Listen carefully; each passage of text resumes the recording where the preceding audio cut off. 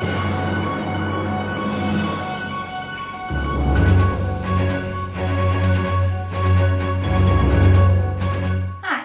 my name is Courtney Doolittle, and I am here to report the latest on a very important global topic, the financial debt crisis in Greece.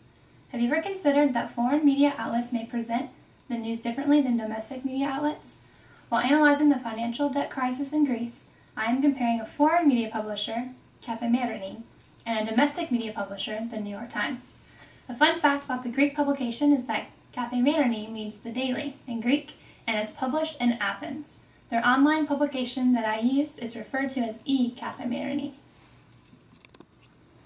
So what exactly is the problem in Greece? After unrestrained spending and no financial reforms, Greece is now extremely in debt to what is equivalent to $354 billion. A publication came out and disclosed Greece's enormous debt just before a referendum occurred on this issue.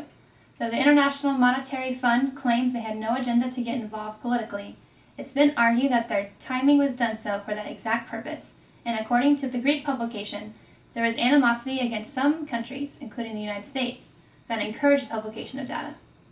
Greece citizens voted against the International Monetary Fund bailout on July 5, 2015, because they were encouraged to do so by Prime Minister Alexis Tsipras. Their original austerities were very strict, leaving their people with a debt they could not pay off. These austerities included tax increases, limited spending, and sale of state assets.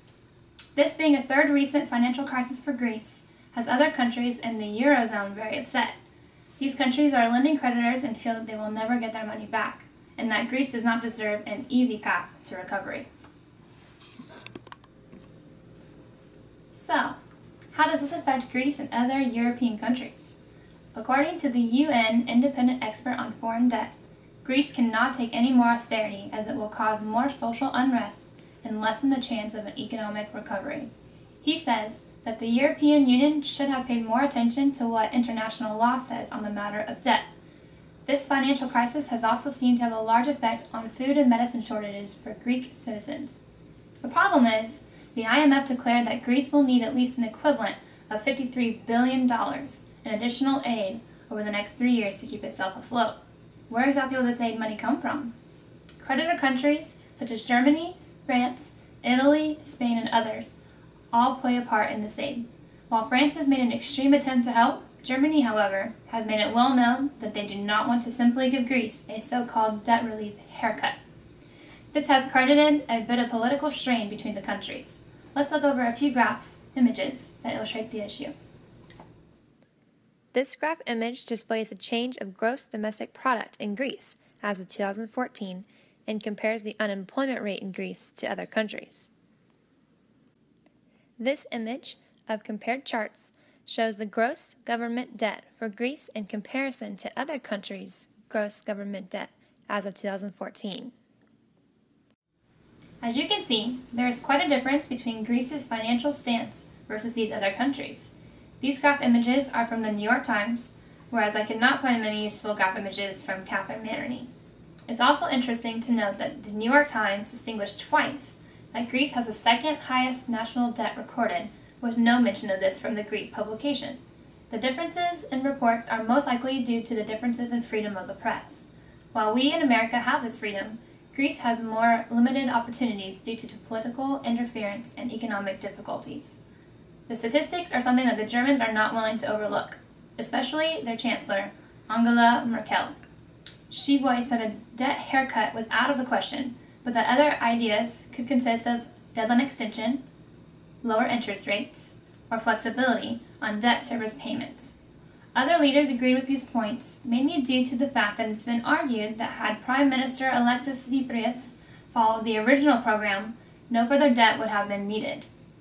On the same wavelength as this, Greeks feel that they were on the recovery road, but that in the 5 months since it was elected, the Tsipras government has wrecked a fragile economy. The chief economist of the IMF stated that lower reforms and fiscal targets for Greece means a higher cost for the creditor countries. This event coverage was actually very prominent in both media outlets. In my research, I found that the New York Times was fairly factual and showed arguments from both sides, but seemed to blame the Greek government for the crisis. With Kathimerini, their publication showed a more personal side, emphasizing the facts that affected Greece the most. as I expected to find. Both sources showed international concern, though, if the issue was not resolved soon. The methodology that is closely related to this crisis is globalization and the world systems theory. Globalization refers to a process integrating internationally with other countries, such as the United States, Germany, France, Italy, Greece, and others. This process affects the international markets, cooperation, management, and financial systems on a global scale. This financial debt crisis is the perfect example of different countries working together on conflict to resolve and integrate on issues that were in these different categories.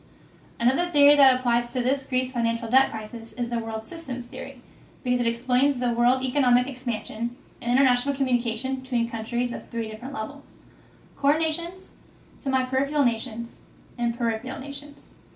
These levels are based on the degrees of economic, political, cultural, technical, capital, and social levels in comparison to other countries. Core nations are usually the most powerful and controlling, and the semi-peripheral and peripheral nations depend on the core while providing low-cost labor and raw materials. The European Union is considered to be all core at the top of the spectrum, but Greece right now is truly struggling and could be considered semi-peripheral at their current state. It is also clear, based on the argument about the IMF publishing the debt data before the referendum in Greece, that there may have been some agenda setting to sway the vote of the Greece citizens. Agenda setting suggests that the media sets the public agenda, in the sense that they may not publish straight opinions on what to think, but they may tell you what to think about.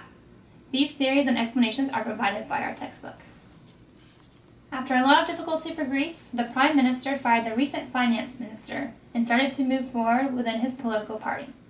Though there was definitely a split of votes, Cyprus agreed to accept the austerity that they had previously rejected on July 13, 2015. This was done after they missed 2 payments in order to continue funding from the IMF. This entire process has been very daunting for Greece, considering they only emerged last year from a deep recession that shrank its economy by a quarter over just 6 years. It's difficult knowing that in this situation, human rights don't always play an even role with finance. The long-term outlook for Greece debt is unclear. How and will they will be able to continue repaying their creditors remains questionable. The debt-to-gross product ratio could rise toward 200%, according to the IMF. In comparison, most of their economies are well under 100%. For some countries, it's been very difficult to decide and agree on what is best for this scenario. The German Chancellor, Mrs. Merkel, has had to make important decisions and balance the animosity of Germans towards Greece for lack of repayment. In the event that these leaders could not find an answer, it could have possibly led Greece to exit from the Eurozone, which also means that they would have no longer used the euro currency. Economically, this would have been a very drastic change and would have also been a huge political change, since the European Union and NATO are already fragile. The IMF has now made it clear that they are on Greece's side and attempted to get a debt write-off approved. Despite the fact that the Eurozone did not accept this, other arrangements for debt relief have been made, and it will be interesting to see how Greece can manage growth while adding more loan money to their already substantial debt. Most of the loan money will go to paying off old debt, but the Greece government finally stepped in before their country's complete downfall. What is most important now is that they improve on the performance of their economy. Now, despite their current levels, all of these countries must work together to make long-term improvements that work in the benefit of all. Though there will be some differences in the reporting between the domestic publication and the foreign publication, the New York Times and Kathimerini both voiced the difficulty in multiple steps of this process and had statistics that did match. Thank you for your time, and hope that, like myself, you are now interested in the path that Greece follows in order to make it out of such a stringent debt crisis.